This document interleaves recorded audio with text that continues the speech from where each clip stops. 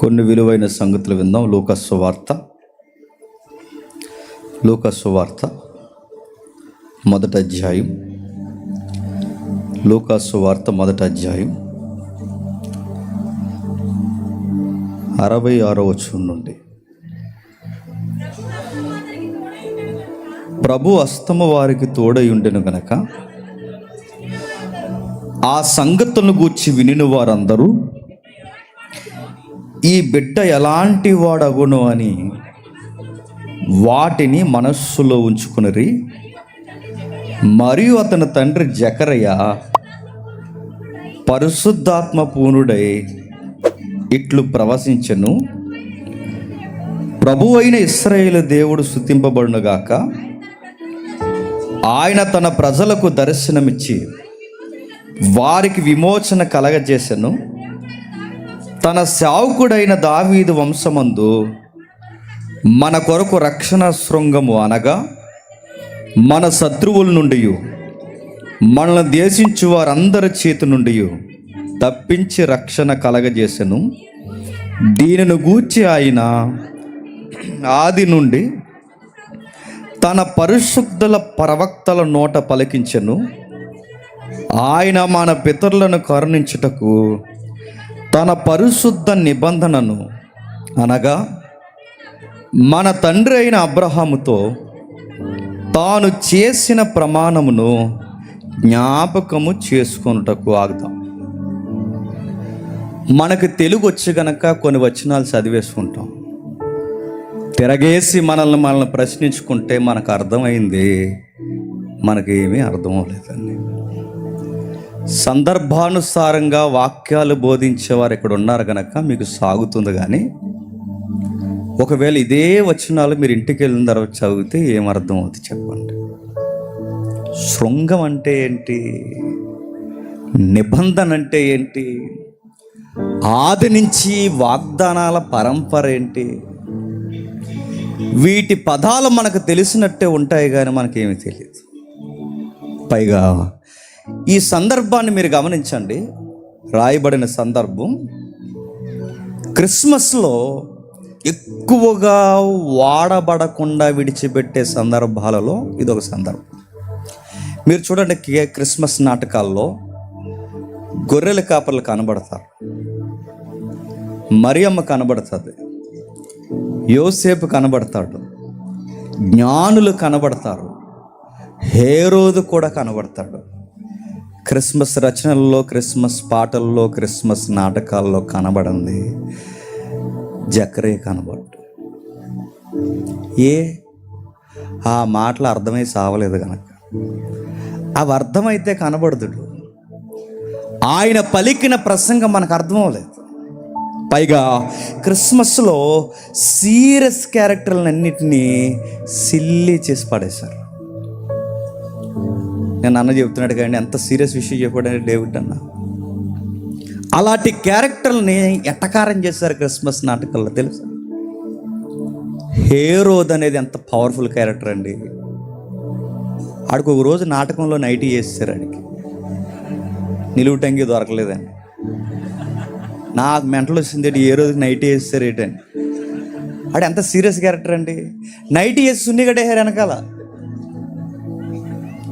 కొన్ని క్యారెక్టర్లని చంపేస్తాం, కొన్ని క్యారెక్టర్లని అర్థం చేసుకోవడంలో విఫలమైపోయాం. తెలుగు చదువుకున్నామని చెప్పుకున్న ఏదో పెద్ద డిగ్నిటీ వ్యవహారం ఎలగబెట్టాం కానీ కొన్ని విషయాలు మన బుర్రకు ఎక్కలేదు. ముఖ్యంగా క్రీస్తు జనన సందర్భాలలో వెలువరించి ముడిపడిన ఈ సందర్భం ఎప్పటికప్పుడు మనం చదువుకున్న వెలుతుగా అర్థం కానట్టుండిపోయే సందర్భం. జస్ట్ సందర్భాన్ని వివరించుకుని మూల మాటలకు వెళ్ళిపోదాం. 2 అద్భుతాలు జరుగుతున్నాయి అక్కడ. ఆ 2 అద్భుతాలు ఏం జరుగుతున్నాయంటే, పెళ్ళై అందరికీ ప్రార్థన చేస్తున్న, పెళ్ళై పాస్ట్రమ్గా ఉన్న, పెళ్ళై అందరికీ ఒక పెద్దరికంగా కనబడుతున్న 100 ఏళ్ళు దగ్గర పడిపోయిన పిల్లల బుట్టని ఓ గొడ్రాలు ఉందో వృద్ధాప్యంలో ఆవిడ ఎలిజబెత్. పెళ్ళి కాకుండానే పిల్లలు కనడానికి రెడీ అయింది మరొక ఆవిడ కన్నిమరియా. ఇదొక అద్భుతం. అది అద్భుతమే చెప్పండి, ఇది అద్భుతమే. ఈ రెండిటికన్నా ఇంకా అద్భుతం ఏంటంటే, ఈ సందర్భంలో మొత్తం 39 పుస్తకాలని ఒకే లైన్లో మాట్లాడుతున్న జకరియా ప్రసంగం నాకు అద్భుతం. నా మాట మీకు అర్థమైందో లేదో? కన్యమరియ గర్భవతి అవడం అన్నది ఎంత అద్భుతమో, ఎలిజబెత్ గర్భం దాల్చిందన్నది ఎంత అద్భుతమో, ఈ 2 గర్భాలను చూసి ఆ గర్భాల మీద ప్రసంగం చేశాడట ఎవరు? జకరియా. ఆ ప్రసంగం ఎంత అద్భుతం అంటే 39 పుస్తకాల సారాంశాన్ని ఒక్క లైన్లో తీసుకొచ్చాడు. అర్థమైనట్టే ఉంది, అర్థం లేదని అర్థమైంది. వెళ్దాం, ఇంకా ఆలస్యం చేయకుండా చూద్దాం ఒకసారి. 67వ వచనం చూడండి. మరియు అతని తండ్రి జకరియా పరిశుద్ధాత్మ పూర్ణుడై ఇట్లు ప్రవచించును. ఆయన చెబుతున్నది కాలయాపన మాటలు కాదు, ఊహించి చెబుతున్నది కాదు, తన భార్యను పొగుడుతున్న మాటలు కాదు, తన కళ్ళ ముందున్న విశ్వాసాన్ని మెప్పించడానికి మాట్లాడే పాస్టర్ గారి మాటలు కాదు. ఆ మాటలు అక్షరాలు పరిశుద్ధాత్ముని మాటలు. గంభీరమైన సత్యాలు, నిగూఢమైన సత్యాలు, మౌలికమైన విషయాలు. ఎప్పటికీ ఈ 2 నిబంధనలకి ఒక బిర్జి లాంటి ప్రసంగం. అది బిర్జ్ అన్నారు దాన్ని. ఏముందండి అంత సాగదీస్తున్నారు అనుకోకండి, చాలా ఉంది అక్కడ. చెబుతున్న విషయాలు చూడండి. లేక బిడ్డ పుట్టాడండి. పాస్టర్ గారు అయిన ఈయనే కొంచెం తడబాటు పడ్డాడు. ఇప్పుడు మాకు పిల్లలేంటి సార్, గాబ్రియల్ సార్ అన్నారు. ప్రూఫ్ ఏమని ఉందంటే, ప్రూఫ్ ఒకటే, నువ్వు నోరు అడిపోద్ది అన్నాడు. అదే ప్రూఫ్. ఇంకంతే. దేవుని ప్రూఫ్లు అడగండి, ఏదో పడిపోద్ది. సరదాగా అంటున్నాను నేను. జరుగుద్ది అన్నప్పుడు జరిగిపోద్ది, అంతే. టైం వస్తుంది, జరుగుద్ది. ఆ తర్వాత వాళ్ళ ఆవిడ దగ్గరకు వచ్చారు. ఏమ్మా మీకు అబ్బాయి పుట్టాడు, ఏం పేరు పెట్టమంటారంటే, అదే సీన్లో నువ్వు నేను ఉంటే ఏమంటాను చెప్పండి. ఆ అక్షరం కలిసిలే కట్టండి, ఈ గలిచేలే కట్టండి, ఈ ఊ గలిచేలే కట్టండి, ఊ. ఆ వెనకాల ఎవడున్నాడంటే వాళ్ళ అమ్మమ్మ ఉంది. అమ్మమ్మ పచ్చి పూతాడుతుంది వాళ్ళ అమ్మమ్మ. వాళ్ళ అమ్మమ్మకి ఇప్పుడు ఆ కలిసి అక్షరం పెట్టాలి. ఇప్పుడు ఈ పోటుగాడికి ఎవరికి ఈ అక్షరం కలిసి అంటే, ఇది ఎవడు, ఈలో ఎవడున్నట్టు వాళ్ళ తాత. ఈ తాత అక్షరం కలవాలి. ఇప్పుడు ఈ తాత అక్షరం ఎందుకు? ఆ తాత ఎవరు? పెద్ద ప్రవక్త. సారా తాగి చచ్చిపోయాడు వాళ్ళ తాత. బ్రాందీ తాగి చచ్చిపోయాడు, పచ్చిమందు తాగి చచ్చిపోయాడు, రకరకాలు చచ్చిపోయారు. ఇప్పుడు ఆ అక్షరాలు కలాలట. ఏ ముడుకులు దాసి వెళ్ళారో, వాళ్ళ పేరు మీద నామినీ నేములు ఉన్నాయేమో. ఎలిజబెత్ అమ్మ ఎంత ఉందాతనం కలిగిన చూడండి. మా సైడ్ కదండి, మా పుట్టింటోలో, మా ఎదిరింటోలో, మా అమ్మింటోలో, మా అత్తింటోలో ఈ పేర్లు ఏం కాదు సార్. మా తాలీకి పేర్లొద్దు, మా ఆయన తాలీకి పేర్లొద్దు. మా దేవుడు ఏ పేరు పెట్టమడం మా బిడ్డకి ఆ పేరే పెట్టండి. ఆ ఉత్సాహకరమైన సందర్భంలో ప్రసంగం చేస్తున్నాడు పరిశుద్ధాత్ముడితో. అంటున్నాడు ఆయన, తన సేవకుడైన దావీదు వంశమున కొరకు మన కొరకు ఒక రక్షణ శృంగము, అనగా మన శత్రువుల నుండి తప్పించి రక్షణ కలగజేసిన ఏదో జరిగిందట. ఎవరైతే శత్రువర్గం ఉన్నారో వాళ్ళతో బ్యాటిల్ హ్యాండ్ ఆఫ్ ఇయర్ వచ్చేసింది అంటున్నా. యుద్ధ భూమిలో, రణరంగంలో శత్రువుల పళ్ళు దేవుడు ఎర్రగొట్టేశాడు. సార్ ఏంటి సార్ మాకేం అర్థం అవట్లేదు సార్ జకరియా గారు అంటే, ఒక మాటలో చెప్తాను సార్. దేవుడు పాత నిబంధన పుస్తకాలన్నిటిలో కొన్ని వాగ్దానాలు ఇచ్చాడు. ఆ వాగ్దానాలన్నిటినీ కలిగితే ఒక సారం అయితే, ఆ సారము ఒక పిండమైతే, ఆ పిండము మరియమ్మ గర్భంలో ఉంది. దట్ ఈజ్ శృంగము. ఈ గర్భంలో ఆ ఉన్నది ఏదో గర్భం అనుకోకండి, నడుసొచ్చే వాగ్దానాల పుట్ట. మన రక్షణ కార్యము, మన రక్షణ శృంగం అంటే ఇప్పుడు ఆ గర్భంలో ఉన్నది ఎవరంటే వాగ్దానాలకు నిలువెత్తు సాక్ష్యం. నిబంధనట, వాగ్దానమంట, శృంగమట. ఇంకా చెబుతున్నాడు చూడండి, అబ్రహాముతో దావీదుతో చేసిన ప్రామిస్, ప్రమాణమంట. నిబంధన అన్నా, ప్రామిస్ అన్నా చెప్పండి, శృంగం అన్నా, ఇవన్నీ ఒకే లైన్లో పదాలు అర్థం వచ్చేలా వాడుతున్నాడు చూడండి. 31st ప్రామిస్ కార్డులు తీసుకున్నారా? కొంచెం అలా ఉండండి, కార్డు అర్థం అవుతుంది. వాగ్దానం అని అప్పుడు పదే పదే మాట్లాడుతున్నామా? కొంతసేపు అలా ఉండండి, అర్థం అవుతుంది. రక్షణ కార్యం అని మాట్లాడుతున్నామా? కొంతసేపు ఉండండి, అర్థం అవుతుంది. ఆశీర్వాదం అని నోరిప్పితే మాట్లాడుతున్నాగా, కొంతసేపు అలా ఉండండి, అర్థం అవుతుంది. ఏముందంటే ఒక మాట చెప్తున్నాడు, నిబంధన అన్నాడు. నేను అడుగుతున్నాను, చెప్పండి, నిబంధన అంటే చూసా తెలిసినట్టు తెలదు మనకి. నిబంధన అంటే వడంబడిక అంటే చెప్పండి. నిబంధన అంటే వడంబడిక అంటే ఒకటి సీరియస్గా అన్నాడు, కవనెంట్ అన్నాడు. కవనెంట్ అంటే ఇవేం కదా. నిబంధన అంటే ఏంటి చెప్పనా? దేవుడు తృణీకరింపబడిన మనిషికి మాటిచ్చి, నువ్వు నన్ను మర్చిపోయినను నేను నిన్ను మర్చిపోనని ఇచ్చే మాటనే నిబంధన. రివర్స్. దేవుడిని మనం నిబంధన చేస్తాం దేవుడితో, దేవా ఇక నిన్ను వదలమని. కానీ మనం మర్చిపోతాం. కానీ ఎవరు మర్చిపోరట? దేవుడు మాట అంటే మనం వదిలేసినా చెప్పండి, ఆయన వదలడు. ఎందుకు వదలలేదు ప్రభువా ఇశ్రాయేలుని అంటే చెప్పండి, వాళ్ళ పితరుడైన అబ్రహాముతో చెప్పండి నిబంధన. ఇప్పుడు చెప్పండి, మాటిచ్చాను. అది నిబంధన అంటే.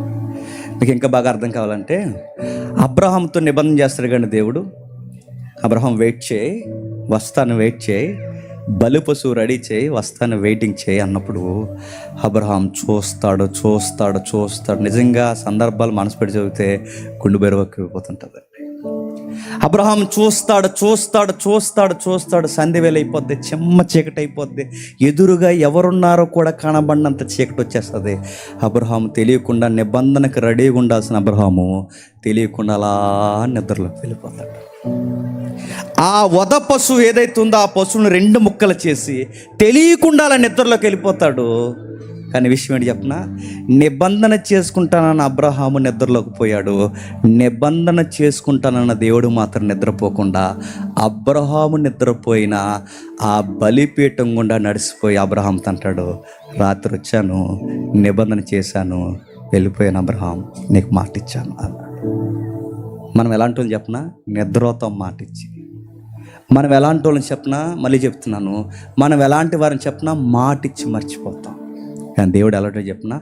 వస్తానంటే వస్తాడంతే, చేస్తానంటే చేస్తాడంటే. నీకు మాట ఇచ్చానన్నాడు. ఎప్పుడు అబ్రహాము, ఎప్పుడు దావీదండి, ఎప్పుడు మాటలండి ఇవి? ఎప్పుడో పురాతనమైన మాటలు జకరయ్య ఎప్పుడు జ్ఞాపకం చేస్తున్నాడండి? మరియమ్మ గర్భం దాల్చినప్పుడు జ్ఞాపకం చేస్తున్నాడు. అంటే మరియమ్మ గర్భం అంటే అప్పటికి ఎన్ని వేలండి? 4000 సంవత్సరాల చరిత్రలో ఉన్న జ్ఞాపకాన్ని ఇదిగో దీనికోసమే దేవుడు మాట ఇచ్చాడు అన్నాడు.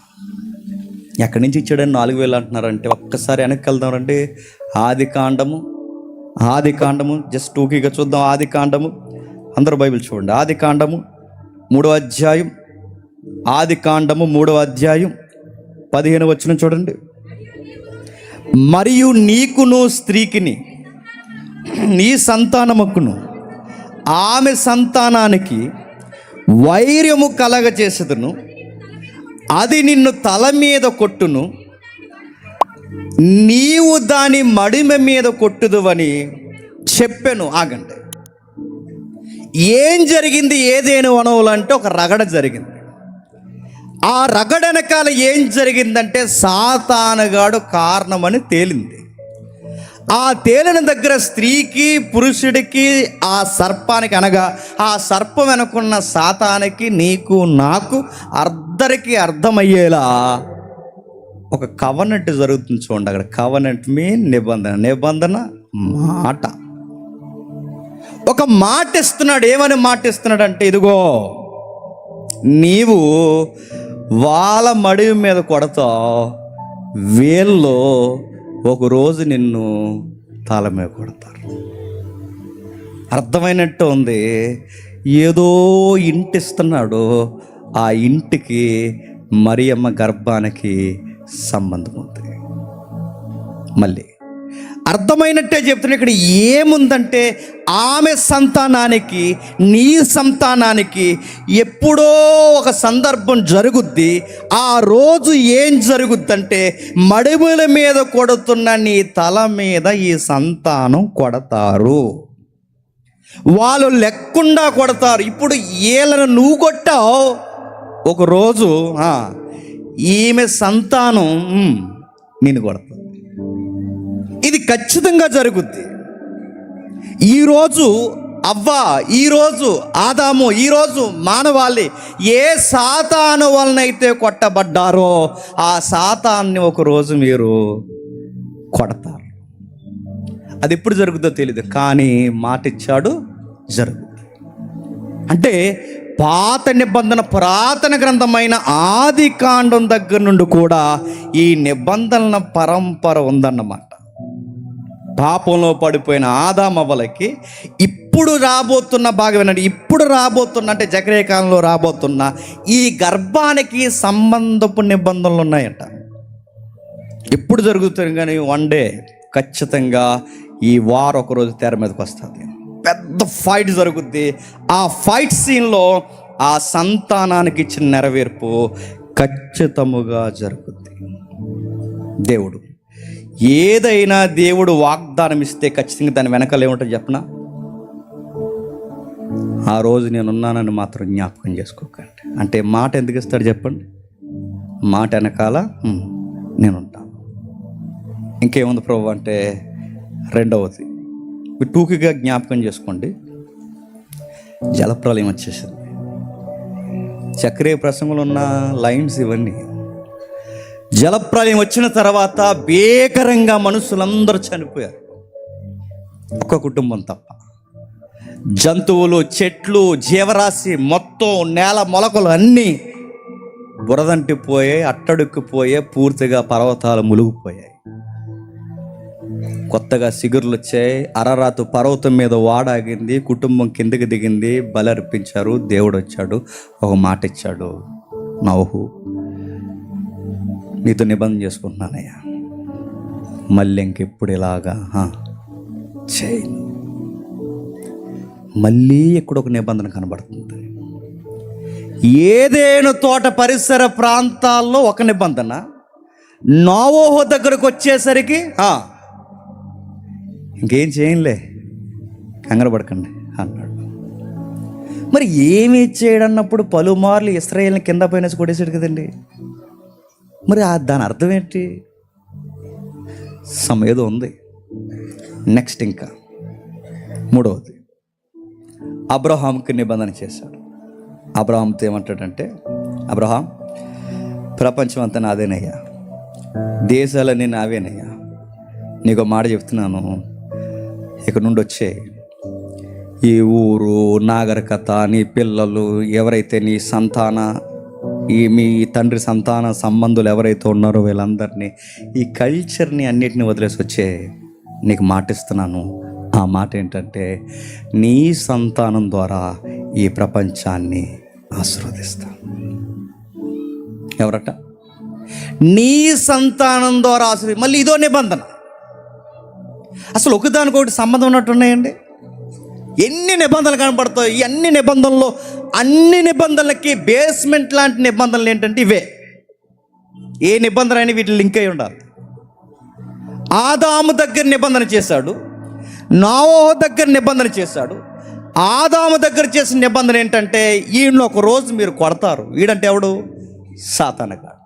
వాడు తల సితగొడతారు. ఇది మీకు వాగ్దానం, ఇది మీకు నిబంధన. నోవహు నీతో నిబంధన. ఆ రైన్బో చూడు, ఇప్పటికి చూడండి ఎంత ఆశ్చర్యం అండి.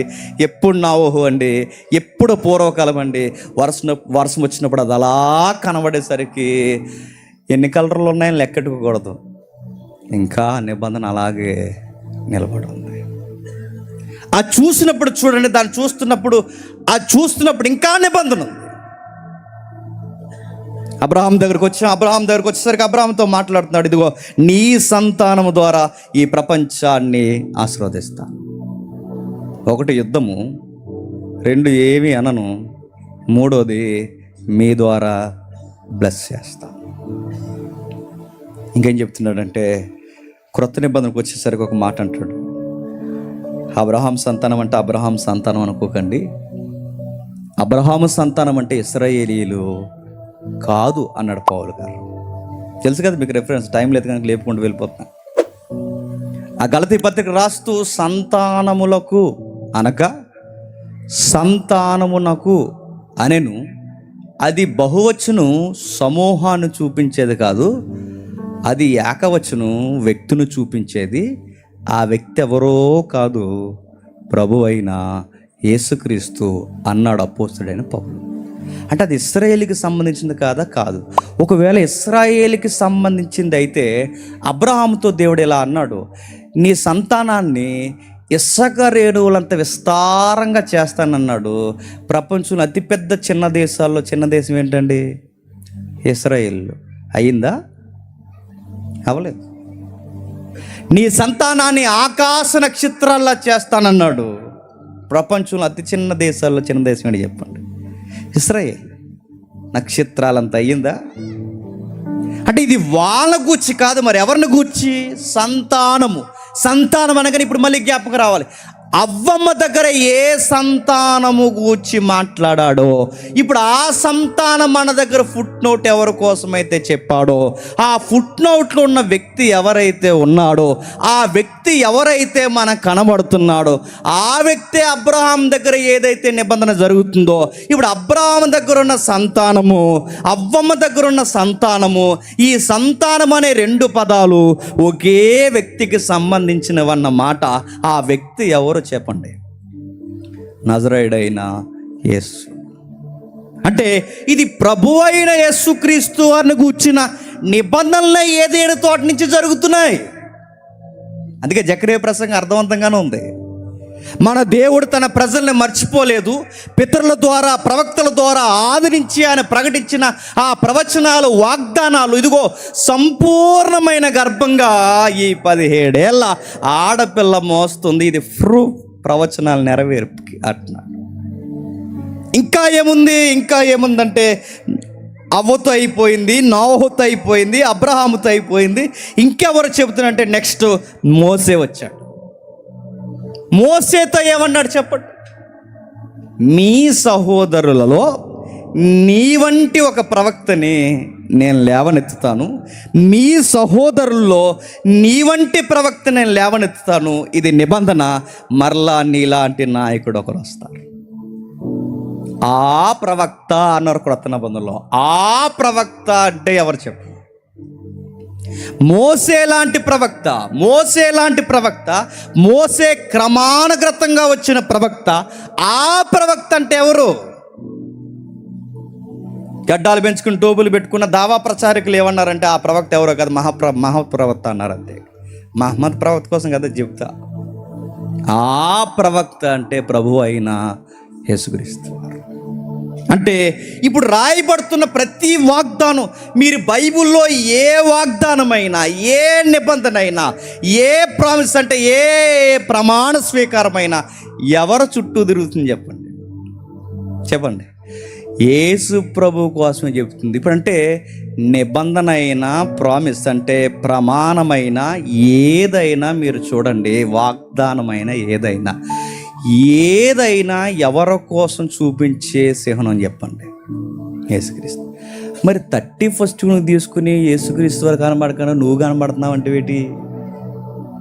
నీకు అర్థమైందో లేదో నా మాట. అసలు మన 31st ఏ రెఫరెన్స్ కలిపినా ఆ రెఫరెన్స్ వెనకాల ఎవరు ఉండాలి చెప్పండి? యేసుక్రీస్తు వారితోనే కనెక్ట్ అయి ఉండాలి. అసలు వాగ్దానం అంటేనే మీకు రక్షణ శృంగం ఇస్తానన్నది వాగ్దానం. నిబంధన అంటేనే మీకు ఒక శిశువును, సంతానాన్ని ఇస్తానని నిబంధన. ప్రామిస్ అంటే ప్రమాణం అంటేనే మీ మరణ ఛాయల్లో కొట్టుకుపోతున్న మీకు ఇదిగో నా కుమారుడిని మీకు అనుగ్రహించబోతున్నది ప్రమాణం. ఇంకా ఏముంది? ఇంకా ఏం చెప్తున్నాడు? యెరెమీయా గ్రంథానికి వచ్చేసరికి మరలా మాట్లాడతాడు. ఇదిగో మీతో ఒక కొత్త క్రొత్త నిబంధన చేయబోతున్నాను. ఆ నిబంధన ఎలా ఉంటుందంటే, ఇదిగో ఏదో మీరు అనుకున్నట్టుగా ఉండదు. ఆ నిబంధన మాట ఇచ్చి మాట తప్పి, మాట ఇచ్చి మాట తప్పి, మాట ఇచ్చి మాట తప్పి, ధర్మశాస్త్రం చదవనంటే చదవరు, ఇప్పుడు పాటించరు, బలులు సరిగ్గా అర్పించినందుకే ఇక మరలా మీకు వచ్చి ఒక ప్రవక్త చెప్పి ఇవన్నీ బోధించి, ఇదంతా తతంగం కాదు. అసలు ధర్మశాస్త్రం ఎక్కడో ప్రతి ఉండిపోయిందని ఈ కబుర్లన్నీ కాదు. మీకు మాట చెప్తున్నాను, నేను క్రొత్త నిబంధన చేయబోతున్నాను. ఆ నిబంధన ఏంటంటే, మీ హృదయం అనే పలక మీద రాయబోతున్నాను. ఆ రోజు మీకు దేవుని గురించి ఎవ్వరు చెప్పరు. ఆ రోజు దేవుడి గురించి ఎవ్వరూ చెప్పాల్సిన అవసరం లేదు. ఎందుకంటే ధర్మశాస్త్రం మీ హృదయాల మీద రాయబడుతుంది. క్రొత్త నిబంధన ఏంటంటే, ఇదిగో ఆ రోజు దేవుని కోసం బతుకుదామని అనవసరం అవసరం లేదు, మీరు బతికేస్తారు. ఇదొక వాగ్దానం. ఇంకా ఏముందంటే, సొలొమోనుకి దావీదుకి ఇంటర్నల్ లింక్ ఉంది. దావీదుతో చెప్తాడు, దావీదుతో దేవుడు అంటాడు, ఇదిగో దావీదు, నీకు మాట చెబుతున్నానయ్యా, నీకు సంతానం ఇస్తాను. ఆ సంతానం ఏం చేస్తుందంటే, నీ సింహాసనం ఆవిరైపోకుండా ఆ సంతానం ఏళ్తుంది, నిత్యము పరిపాలిస్తుంది. నాశనము కాని రాజ్యంగా నీ కొరకు ఎప్పటికీ ఒక ఏలికగా ఆ సంతానం ఉండిపోతుందంటే అందరూ అన్నారు, సొలొమోను అన్నారు. సొలొమోను అయితే ఇప్పటివరకు పరిపాలించాలి. సొలొమోను ఉన్నాడా? నిత్యము సొలొమోను పరిపాలించాడా? వయసు అయిపోయాడు. పొద్దున మాట్లాడుకున్నాం, అక్కడ మీరు లేరు సేవకుల సదస్సులో. వయసు అయిపోయింది. సొలొమోనుకి వయసు అయిపోయి చనిపోయాడు. సొలొమోను రాజ్యం ఎప్పటికే లేదు. సొలొమోను కట్టించిన మందిరమే లేదు. దావీదుకి చెప్పిన సంతానం నిత్యము ఉంటుందంటే ఎవరు ఆ దావీదుకి చెప్పిన సంతానం అంటే, అవ్వమ్మ దగ్గర నుంచి సంతానం సంతానం సంతానం సంతానం, వాగ్దానం నిబంధన, సంతానం వాగ్దానం నిబంధన, సంతానం. ఎవరండి ఆయన? జకర్యా ప్రసంగంలో రమ్యముగా కనబడుతున్న రక్షణ శృంగమైన కన్య మరియము వస్తున్న, చెప్పండి, ఆ గర్భంలో ఉన్న శిశువు ఆయనే నజరేయుడైన యేసు. మొత్తం పుస్తకాల సారాంశం అంతా ఒక్క ప్రసంగానికి తీసుకొచ్చాడు. చూడండి ఆయన, ఇదిగో ఇశ్రాయేలుకి క్రొత్త నిబంధన. ఎక్కడ నిబంధన? అదిగో ఆయన చేయబోతున్నాడు ఒక నిబంధన. అవ్వ దగ్గర నుంచి నావోహు, నావోహు దగ్గర నుంచి అబ్రహాం, అబ్రహాం దగ్గర నుంచి మోసే, మోసే దగ్గర నుంచి దావీదు, దావీదు దగ్గర నుంచి ప్రవక్తలు, ప్రవక్తల దగ్గర నుంచి జకర్యా, జకర్యాలో కళ్ళ ముందు నెరవేర్పు జరుగుతున్నాయి. ఒకదాని వెనక ఒకటి, ఒకదాని వెనక ఒకటి, ఒకదాని వెనక ఒకటి. ఇవన్నీ దేనిని సూచించడానికంటే, ఇదిగో మన పితరులందరూ దేని గూర్చి అయితే ఎదురు చూశారో ఆయన రానై వచ్చేసాడు. ఇప్పుడు చదవండి, అర్థం వద్దా వచనాలు చదవండి ఒకసారి. 67 వచనం నుండి, మరియు తండ్రి జకర్యా పరిశుద్ధాత్మ పూరుడై ప్రభువైన ఇశ్రాయేలు దేవుడు ఆయన తన ప్రజలకు దర్శనమిచ్చి వారికి విమోచన కలగచేసి తన సేవకుడైన దావీదు వంశమును మన కొరకు రక్షణ శృంగమును అనగా మన దేశించిన వారందరి చేతుల్లో నుండి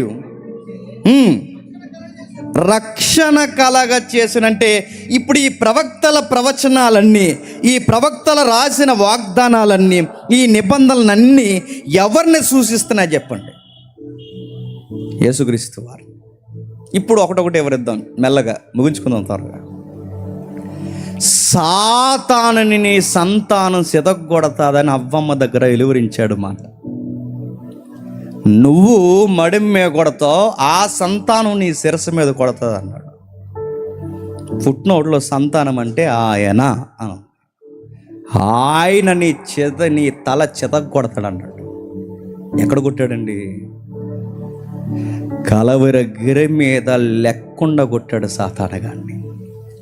పాపానుకున్న బలం మరణమైతే, మరణాన్ని వాడుకున్న బలవంతుడుగా ఎగిరెగిరి పడింది ఎవడు చెప్పండి?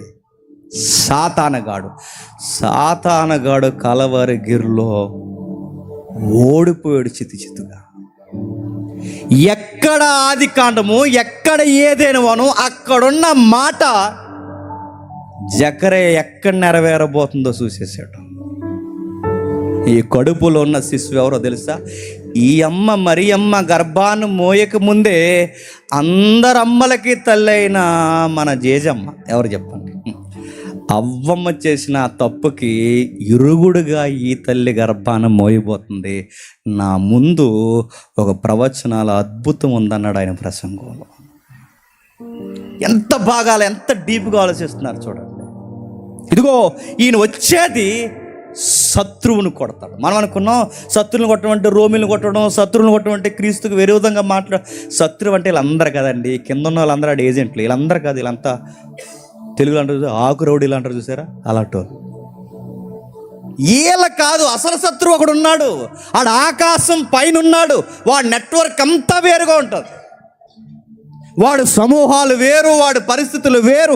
మన అతి పెద్ద శత్రువు నీకు నీకు నీకు ఇక్కడ ఏ రకరకాల కారణాలతో ఉన్న మనందరి ప్రధాన శత్రువు వాడు అనుసరులు, కనబడని అదృశ్య శక్తులు. ఆ శత్రువుని కొట్టాడు ఆయన.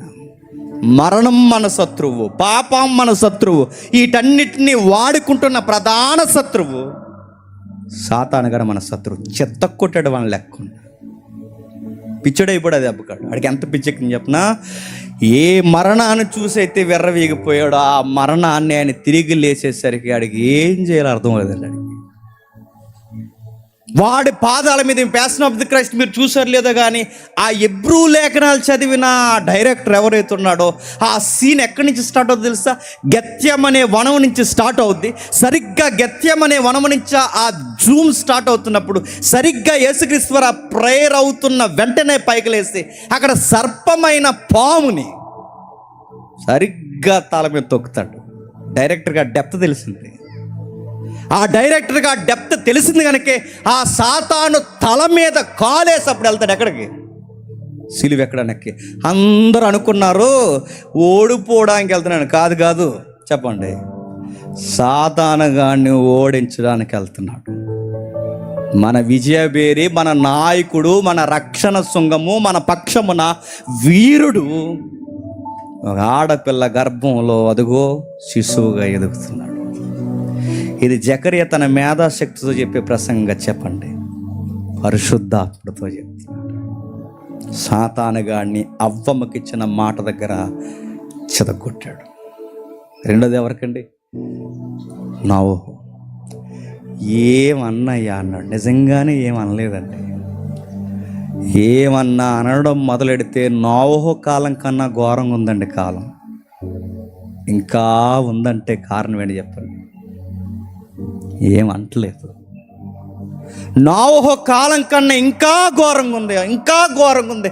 ఇంకా ఏమనవేంటి ప్రభువా? మేము కుర్చీలో జడ్జాగా కూర్చుంటున్నాం, ఏదికల మీద జడ్జాగా తిరుగుతున్నాం, నచ్చిన కాడల్లా జడ్జాగా తిరుగుతున్నాం, రకరకాలుగా ఉన్న మనుషులు. నీ ఓర్పు ఏంటయ్య అంటే మాటిచ్చాను, ఏమనను.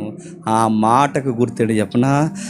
అక్కడ ఇంద్రధనుస్సు నీకు గుర్తు వస్తుందో లేదో కానీ వీటన్నిటికీ బాగా వినండి, మధ్యలో నిలబడిపోయిన ఆయన ఆయనే ప్రభువు అయిన యేసుక్రీస్తు. ఆయన బట్టి ఏమంటలేదండి, ఆయన బట్టి ఏమీ జరగలేదు. ఎందుకంటే ఆయన విజ్ఞాపన చేస్తాడు, గోజాడతాడు, తండ్రి ఇంకొక సంవత్సరం అని అడుగుతాడు. మరొక సంవత్సరం ఈ ప్రభువా, లేదు లేదు 3 ఏండ్ల నుండి చూస్తున్నాను ఇది ఫలించట్లేదు, నరికేద్దాం అంటే లేదు ప్రభువా ఇంకొక సంవత్సరం. ఈ ప్రపంచానికి అడ్డంగా శాంతి సమాధానంగా నోవహు దగ్గర జరిగిన జలప్రలయం లాంటి భీకరమైన కార్యాలు జరగకుండా ఎందుకు ప్రపంచం అలా ఊపిరి పీల్చుకుని బతికేస్తుందో చెప్పండి. ఆయన అడ్డుండిపోయాడు. టైం ఇస్తున్నాడు మనకి, వాయిదాలు పడుతున్న ఉగ్రత రాకుండా ఆపేశాడు. ఎన్ని ఘోరాలు జరుగుతున్నాయండి, ఎన్ని ఘోరాలండి, ఘోరాతి ఘోరమైన ఘోరాలు జరుగుతున్నాయి. ఇన్ని ఘోరాలు జరుగుతున్న ప్రపంచం ఎలా ఉండగలుగుతుంది? నాలో ఒక మాట ఇచ్చిన మాట నెరవేరి 2000 సంవత్సరాల క్రితం చెప్పండి రూపము దాల్చి పరలోకమంది ఇంకా అడ్డంగా మన కొరకు నిలబడింది. మూడోది, అబ్రహాంకు మాట ఇచ్చాడు. అబ్రహాంతో ఏమన్నాడు? నీ సంతానం ద్వారా ఈ ప్రపంచాన్ని ఆశీర్వదించేస్తాను అండి. ఆశీర్వాదం అంటే అర్థాలు మార్చేశారండి. ఎంతలాగంటే ఆశీర్వాదం అనగానే అన్నీ కలిసి వచ్చేయడం అనుకుంటారు. ఆశీర్వాదం అంటే అన్నీ కలిసి వచ్చేయడం అయితే నేను అడుగుతున్నాను, అబ్రహాంకి ఏం కలిసి వచ్చేసిందండి? ఏం కలిసి రాలేదు ఆయనకి. ఆశీర్వాదం అంటే మీకు నిజంగా చదువుకుని ఒప్పుకుంటే ఆశీర్వాదం అంటే ఏంటి చెప్పనా? దేవుడిచ్చిన మాట మన బతుకుల్లో నెరవేరడమే చెప్పండి ఆశీర్వాదం. దేవుడిచ్చిన ఆయన మాట మన జీవితంలో నెరవేరడం ఆశీర్వాదం. ఇదిగో నీ సంతానం ద్వారా ఆశీర్వదిస్తానంటే, ఇదిగో నీ కుమారుడైన క్రీస్తు ద్వారా ఈ ప్రపంచాన్ని చెప్పండి దీవిస్తాను.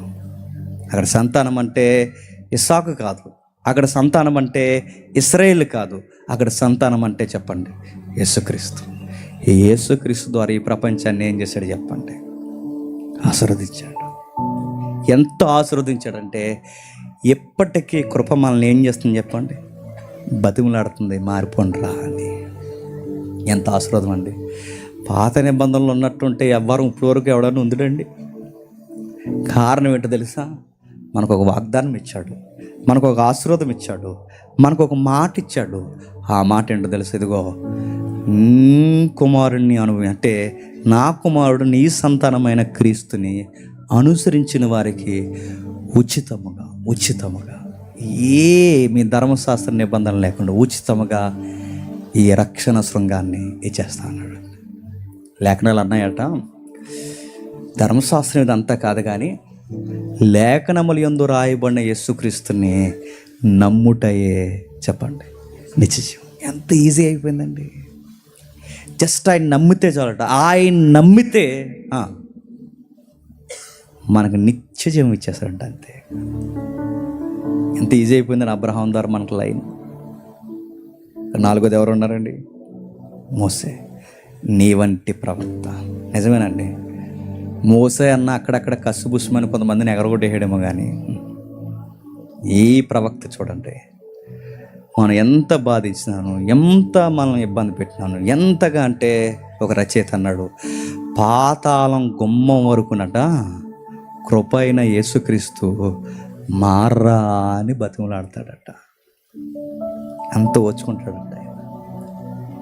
ఎంతగా ఓర్చుకుంటాడంటే పక్కనున్నవాడు సిలువు మీద ఉన్న దొంగ తిడుతున్నా చెప్పండి అని ఏం అనలేదట. మనం అంటే ఏమందుమండి? మరి కంగారు పడకు, ఆ లోకంలో చూస్తుందా కంగారు పడకు అన్నాడండి ఆయన. ఎంత ఓపిక! మాటలన్నా పడతాడు, ముఖం మీద ఉమ్మేసినా తుడిచేసుకుంటాడు, చెక్కెళ్ళ మీద కొడినా తలదించుకుంటాడు. ఒకే ఒక మాట అంటాడు, అసలు నేను ఎవరో మీకు అర్థమవట్లేదు అంటాడు. నేను మీకు మోసే కన్నా గొప్పవాడిగా వచ్చిన ఒక ప్రవక్తనని వివరించి చెప్పాడు తప్ప అస్సలు మీకు అర్థం అవ్వట్లేదు, నరకానికి పోతారా మీరు అందరూ అని. అలా ఎక్కడైనా స్టేట్మెంట్ మీరు వినండి, అస్సలు ఉండదండి పరిశుద్ధాత్ముడి విషయంలో తప్ప. ఎక్కడ ఉండదు ఆ స్టేట్మెంట్ మీరు చూడండి. ఎందుకంటే నశించిపోతున్న మనల్ని ఎదికి రక్షించడానికి వచ్చిన గొప్ప నాయకుడే తప్ప ఈ నాయకుడు ఎలాంటి చెప్పినా మన భుజాల మీద ఎత్తుకుని ముద్దాడే నాయకుడు. మన నాయకులు ఎలాంటి?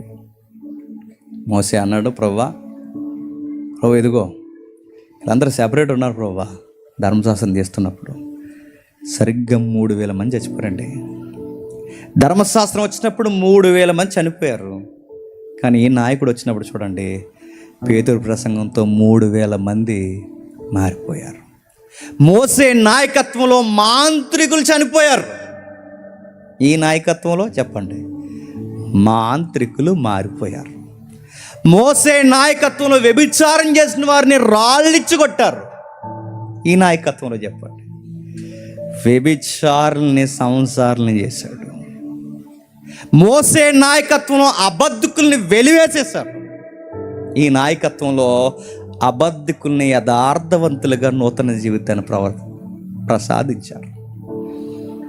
మనకు సరైన నాయకుడే. అందుకే ఈయన మోసే కన్నా గొప్ప నాయకుడు. అన్నీ నెరవేరుతున్నాయి చూసారు. నెక్స్ట్ యెర్మీయాతో చెప్పిన మాట, ఇదిగో ఒక కొత్త నిబంధన రాస్తాను. మీరు చూడండి, క్రొత్త నిబంధనకు వచ్చేసరికి ఒక నిలబడడం బోధించడం మోటివేషన్ చేయడం ఇవేమీ లేవండి. ఆది సంఘానికి ప్రాణాలు అలా ఇచ్చుకుంటూ వెళ్ళిపోయారు అంతే. 6 రోజులు మోటివేషన్ చేసినా చెప్పండి ఆ రోడ్డు మీద వెళ్తూ మర్చిపోతాం మనం. కానీ ఆది సంఘంలో చూడండి, యేసుప్రభు వాళ్ళ హృదయాల మీద రాయబడినప్పుడు నేను అడుగుతుంది, ఇప్పుడు ఉన్నాయండి మనకి ఇప్పుడు ఉన్నాయి మనకి ఇలా 66 పుస్తకాలు చేతుల్లో. అందరి దగ్గర అప్పుడు బైబిల్ ఉందండి. ఆయన నాయకత్వం ఎలా అయిపోయింది చెప్పనా? ఆయన వచ్చిన తర్వాత దేవుని మాట వాళ్ళ హృదయాల మీద రాసేసుకున్నారంట. పేతురు కానీ, యోహాను కానీ, పౌలు కానీ, ఆది సంఘం కానీ, వేల మంది సంఘము వారి హృదయాల మీద ఆ మాటలు రాసేసుకున్నారు. కనుక వాళ్ళు రోజు బైబిల్ చదివారో లేదా వాళ్ళ దగ్గర బైబిల్ 66 పుస్తకాలుగా ఉందో లేదో మనకు సరైన ఎవిడెన్స్ లేదు. కానీ ఒకటి మాత్రం అయితే నేను చెప్పగలను, వాళ్ళ గుండెల్లో 39 పుస్తకాలు, రాయబడబోతున్న పుస్తకాలు పరిశుద్ధాత్మ ప్రేరణతో ప్రతి మాట వాళ్ళ గుండెల్లో ఉంది. వాళ్ళు రాసుకున్నారు. దేవుడు నిబంధన చేసేసాడు. ఎందుకంటే బైబుల్ వాళ్ళ హృదయాల మీద రాసేసాడు. ఇవన్నీ చెబుతున్నాడు జకర్యా. ఏమని ఇప్పుడు చదవండి 68వ వచనంలో, మన ప్రభు అయిన ఇశ్రాయేలు దేవుడు స్తుతింపబడునుగాక, ఆయన తన ప్రజలకు దర్శనమిచ్చి వారికి విమోచన కలగజేసి తన సేవకుడైన దావీదు వంశమునందు మన కొరకు రక్షణ శృంగమును, అనగా శత్రువుల చేతులు, అంటే సాతానగాడు మరణము చేతుల నుండి మనల్ని ద్వేషించి లోకనాథులు సాతాను బంధకాలందరి నుండి తప్పించి రక్షణ కలగజేసును. దీనిని గూర్చి ఆయన ఆది నుండి తన పరిశుద్ధుల ప్రవక్త నోట పలికించెను. ఆయన మన పితరులను కరుణించుటకు తన పరిశుద్ధ నిబంధనను, అనగా మన తండ్రి అయిన అబ్రాహాముతో తాను చేసిన ప్రమాణమును జ్ఞాపకం చేసుకున్నాడు. ఆయన మరిచిపోలేదు అనడానికి గుర్తేంటో తెలుసా? చెప్తున్నాడు, ఆయన చేసిన నిబంధన మరిచిపోలేదనడానికి గుర్తేంటంటే మరియమ్మ గర్భం దాల్చడం. ఆయన మర్చిపోలేదనడానికి గుర్తు మరియమ్మ గర్భం దాల్చడమే దాని గుర్తు. ఒకవేళ ఇన్ని వేల సంవత్సరాలు ఎక్కడ ఆది కాండం, ఎక్కడ మరియమ్మ? ఒకవేళ ఆయన మర్చిపోతే మరియమ్మ గర్భంలో ఎవరుండో కూడా చెప్పండి. మనమైనా మాట ఇచ్చి మర్చిపోతామేమో కానీ చెప్పండి, వేల సంవత్సరాలు, లక్షల సంవత్సరాలు అయిపోయినా ఆ మాట ఇచ్చిన వాడు మర్చిపోడు. ఎప్పుడు అంటాడు, మీ అబ్రహాంతో నిబంధన చేశాను, మీ దావీదుతో నిబంధన చేశాను, మీ యాకోబుతో నిబంధన చేశాను, మీ ప్రవక్తలతో, మీ పితరులతో నిబంధన చేశాను. మాట్లాడితే చూడండి, బైబిల్లో అడుగడుగు నా పదాలు కనబడితే నిబంధన చేశాను, నిబంధన చేశాను, నిబంధన చేశాను. ఏమి నిబంధన చేసావయ్యా అంటే, ఇదిగో వీటన్నిటికీ పరిష్కారముగా నా కొడుకుని ఇచ్చేస్తానని నిబంధన చేశాను. ఇచ్చేసాడు కదండి మన కొరకు. ఎంతగా ఇచ్చేసాడంటే విడవలేనంతగా ఇచ్చేసాడు. మన ఫ్యామిలీ ఎగ్జాంపుల్లో చెప్పాం కదండి, మా అన్నయ్య కొడుకుంటాడండి, వాడు ఎక్కడెక్కడ ఉంటాడు. వాడు స్కూల్కి వెళ్ళినాను గొడవ, అందరితో బాగున్నా బాగోకపోయినా నాతో బాగానే ఉండేవాడు. బాబాయ్ కనెక్టింగ్ ఎక్కువ వాడికి. స్కూల్కి తీసుకెళ్ళిన వాళ్ళ బాబాయ్కి ఇవ్వండి యాడ్ అన్నారు. నేను ఎత్తుకున్నానండి. నేను ఎత్తుకుని స్కూల్ దగ్గరికి తీసుకెళ్ళి ఆ లోపల అక్కడ దించేసినప్పుడు అప్పటి వరకు ఏడ్చాడు. ఆ వెళ్ళిపోయే ముందు ఆ స్కూల్లో ఒక లోపలికి వెళ్తున్నప్పుడు నాకు ఈ డ్యూటీ అనమాట. అప్పుడు ఉద్యోగం సద్యోగం లేదు మనకు, కానీ స్కూల్కి తీసుకెళ్ళాము పెద్ద డ్యూటీనా. ఆ తీసుకెళ్ళి అక్కడ దించిన ఫస్ట్ స్కూల్లో దించినప్పుడు ఆడు లోపలికి వెళ్ళిపోతూ ఆ బ్యాగ్ ఎలాగో పక్క వేసుకుని, నాగలా ఉంటాడు, ఎక్కడెక్కడ ఉంటాడు చూడండి, సేమ్ నాగలా ఉంటాడు, మా తమ్ముడు అనుకుంటారు. వెనక్కి తిరిగి అన్నాడు, బాబాయ్ అన్నాడు. నా గుండె నీరైపోయిందండి. అంటే ఆ వెళ్ళేవాడు తినంగా వెళ్ళిపోక వెనక్కి తిరిగి బాబాయ్ అన్నాడు. కానీ విషయం ఏంటి చెప్పినాడు, 1 గంట 2 గంటలో స్కూల్ నుండి వచ్చేస్తాడండి. 1 గంట 2 గంటలో స్కూల్ నుండి వచ్చేయడానికి మన గుండె ఎంత నీరైపోతే. నేను మాట్లాడుతున్నాను, తన కొడుకుని స్కూల్కి పంపలేదు, తన కొడుకుని ఏదో ఆడుకోవడానికి పంపలేదు. తండ్రి తన కుమారుడిని చెప్పండి మన కొరకు సిలువ వేయడానికి పంపాడు. ఎందుకో చెప్పనా, మాటిచ్చాను, మిమ్మల్ని కాపాడుతాను మాటిచ్చాను, అందుకే నా సుతుడు దైవమైన మీ కొరకు బలిగా ఇచ్చేస్తున్నాను. చంపేసుకున్నాడు కదండి కొడుకుని. మన కొరకు నిలువెత్తు మాటిచ్చిన, మన కొరకు నిలువెత్తు దేవుడు తన కుమారుడిని మన కొరకు బలిగా అర్పించేశాడు.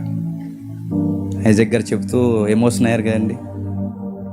విలవెల్లాడిపోయాడట. ఆకాశానికి భూమికి మధ్య విలవెల్లాడిపోయాడు. ఎంత విలవెల్లాడిపోయాడంటే కనీసం మంచినీళ్ళ చుక్క కూడా దొరకకుండా విలవెల్లాడిపోయాడు. దాహము తీరకుండా విలవెల్లాడిపోయాడు. రక్తము కారుతూ విలవెల్లాడిపోయాడు. ఊపిరి అందక విలవెల్లాడిపోయాడు. నిలబడ్డానికి మేకుల మీద నిలబడలేక విలవెల్లాడిపోయాడు. ఎంత బాధ దేనికయ్యా అంటే యెహోవా నుండి వచ్చిన ఈ సుతుడు దైవం ఒక మాట అంటాడు, నా తండ్రి చిత్తము నెరవేరును కాక. ఏం చిత్తం అయ్యా అంటే మాటిచ్చాడు. ప్రామిస్, వాగ్దానము. మిమ్మల్ని నేను ఇంకేమి అనను, మా ఊహతో చెప్పాను. మీ శత్రువుని తల మీద చెదగొడతాను, మాటిచ్చాను. మీ హృదయాల మీద నా మాటలు రాస్తాను, మాటిచ్చాను. మీకు మంచి నాయకుడిని పంపిస్తాను, మాటిచ్చాను. ఇవన్నీ నెరవేరిపోయిన ప్రభువా అని అడిగితే మన కొరకు ఆయన చనిపోవాలి. అదే నెరవేర్పు. ఇదంతా చూస్తున్నాడు ఎవరు? జకరియా. అయ్యో, ఎంత గొప్ప కార్యం చేస్తున్నాయ్యా. ఈ నెరవేరబోయే భవిష్యత్తు ప్రణాళిక ఈ ఆడపిల్ల గర్భంలో పెట్టావు. ఈ ఆడపిల్ల గర్భంలోంచి రాబోతున్న ఈ నెరవేర్పుకి పైలట్గా నా భార్య గర్భంలో కొడుకుని పెట్టావు. 2 అద్భుతాలు నా కళ్ళ ముందు పెట్టావు. అయ్యో దేవా, నువ్వు ఎంత గొప్పవాడు అంటే ఎన్నో వేల సంవత్సరాల క్రితం మా పితరులకు మాటిచ్చావు, మేము ఇంకా నీ జ్ఞాపకం ఉన్నామా అని వాపోతూ పాట పాడుతున్నాడు. ఈ పాట, ఇది పాట తెలుసా? ఎంత అర్థవంతమైన పాట పాడుతున్నాడండి ఆయన.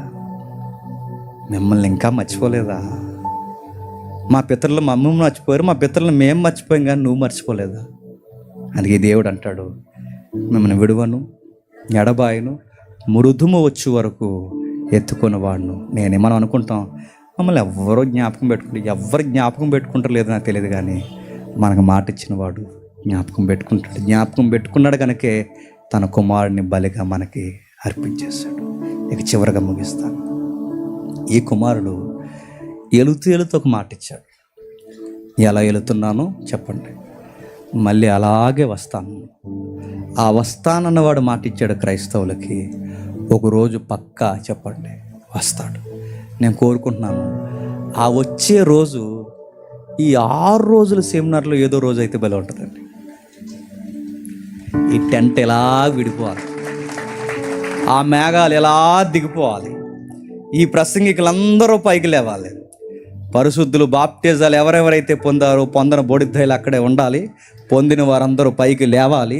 మీ పొందని సిగ్గుపడుతున్న మీరందరూ చూస్తుండగా మేఘాల మీద మనం అలా వెళ్ళిపోలేదు. ఎందుకంటే అవ్వమ్మ దగ్గర 4000 సంవత్సరాల క్రితం మాట ఇచ్చిన వాడు నెరవేర్చిన నమ్మదగిన దేవుడు 2000 సంవత్సరాల క్రితం మాట ఇచ్చాడు. మళ్ళీ వస్తానని పక్కా ఏదో రోజు వచ్చేస్తాడు.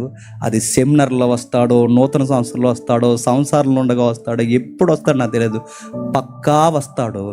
బాప్టిజం పొంది రక్షణ ఆనందాన్ని పొందుతున్న వారిని, రక్షణ శృంగంలో ఉన్న వారిని మేఘాల మీద ఎత్తుకొని తీసుకెళ్ళిపోతాడు. అందుకే మొదటి రోజు నుంచి ఈ రోజు వరకు గింజుకునేది ఏంటి చెప్పినా, బాప్టిజాలు తీసుకోండి అయ్యా అని. బాప్టిజాలు తీసుకోండి అంటే నేను మనకు పెద్ద దేమపోద్దు మనకు. ఇప్పుడు అప్పుడే రాళ్లే అని ఈడు ప్రవక్త, మరి అప్పుడే రాళ్లే నాకు ఏరే నిబంధన ఉంది అదంతా అయ్యాక. నేను మళ్ళీ చెప్తున్నాను, ఒక అన్నగా ఒక తమ్ముడుగా తీసుకోండి. 18 ఏళ్ళప్పుడు మేము బాప్టిజం తీసుకున్నాం, మీరు తీసుకోండి. దేవుడు రక్షణ ఆనందాన్ని అనుభవించండి. నేడో రేపు రావచ్చు, ఎందుకంటే ఆయన వాగ్దానం ఖచ్చితంగా నెరవేరుస్తుంది. ఇప్పుడు చెప్పండి, 31st మన వాగ్దానం ఏంటి చెప్పండి? ఈ సంవత్సరం కారు కొనుక్కుంటామని కదా చెప్పండి. మన వాగ్దానం ఏంటి చెప్పండి? ఈ సంవత్సరం అయినా ఆయన ఖచ్చితంగా చెప్పండి రావచ్చు, ఖచ్చితంగా రావచ్చు. ఆ వాగ్దానం ఖచ్చితంగా నెరవేరింది. క్రైస్తవుడికి ఒకే ఒక్క వాగ్దానం, నా వరుడు ఏదో ఒక రోజు వస్తాడు. సునీల్ అన్నగారి ప్రసంగంలో ఎప్పుడో ఉంటుందండి, భలే ఉంటుంది మాట. రోడ్డు మీద పెళ్ళికారులు వెళ్తే కానీ ఇలా పెళ్ళికారులు వెళ్ళిపోతుంటాయి, ఇలా ఇలా ముత్తాబు చేస్తుంటారు ఆ కారులని, ఇలా పువ్వులు అంటించేసి అయ్యండి, కొత్త కారులను బాడీ చేస్తుంటారు ఇలా అంటించేసి. జీవని వెళ్ళిపోద్ది ఎదరు పెళ్లి కూతురు పెళ్లి కొడుకు అలా రయ్యమని ఆ కారు పెళ్లి కారు అలా వెళ్ళిపోతుంటే పెళ్ళి అవన వాళ్ళందరికీ అనిపిస్తుంది, మనం ఎప్పుడు వెళ్తాం ఈ కారులో అని. నాకు అనిపించేదిలేండి. మనం పెద్ద కారు పెట్టుకుందాం అనుకునేవాళ్ళు. కానీ ఈసారి పెళ్లి కారు చూసినప్పుడు గుర్తుపెట్టుకోండి, మనకి ఎక్కడ మళ్ళీ పెళ్ళిళ్ళు అవుతాయి లేదు, అవ్వకూడదు, దరిద్రం మళ్ళీ అవ్వకూడదు. ఒకసారి పెళ్ళి, ఒకరోజు పెళ్ళి అవుద్ది మనకి, అది గొర్రె పిల్ల వివాహం అవచ్చు. మనం తీసుకెళ్ళడానికి కొన్ని కార్లు వస్తాయట. ఆ కార్లు ఏంటి చెప్పిన, మేఘాలు అలా దిగి మేఘాల మీద పెళ్లి కూతురుని అలా తీసుకెళ్తాయట. ఆ మేఘాలు తీసుకెళ్ళి వరుడి ముందు మనల్ని అలా నిలబెడతాయట. విషయం ఏంటి చెప్పిన, కారు రెడీగానే తిరుగుతుంది. చెప్పండి, పెళ్లి కూతురు రెడీ మసిమోహం వేసి తిరుగుతుంది. తోగరే, మట్టి, శివుడు ముక్కు, చెత్త, చెదారం, ఇంకా రెడీ అవుతుంది ఈ మనిషి. అలా తిరుగుతుంది అది సిరిగిపోయిన బట్టలు వేసుకొని. మనమే సంఘం, డాగులు, మచ్చలు, దరిద్రం. మేఘాలు రెడీగా ఉన్నాయి, వరి రెడీగా ఉన్నాడు, పెండ్లి మండపం పరలోకం రెడీగా ఉంది. నేడు రేపు వచ్చేస్తాడు. సిద్ధపడిన వధువు సంఘాన్ని ఖచ్చితంగా చెప్పండి తీసుకెళ్ళిపోతాడు. నువ్వు సిద్ధమా? రెడీ అయిపో. ఇప్పటికే బాప్టిజాలు పొందున్నావా? ఎదురు చూడు, నేడు రేపు నీ వరుడు రాబోతున్నాడు. ఇప్పటికే నువ్వు బాప్టిజాలు తీసుకోలేదా? ఈరోజు రా, నీ వరుడు నిన్ను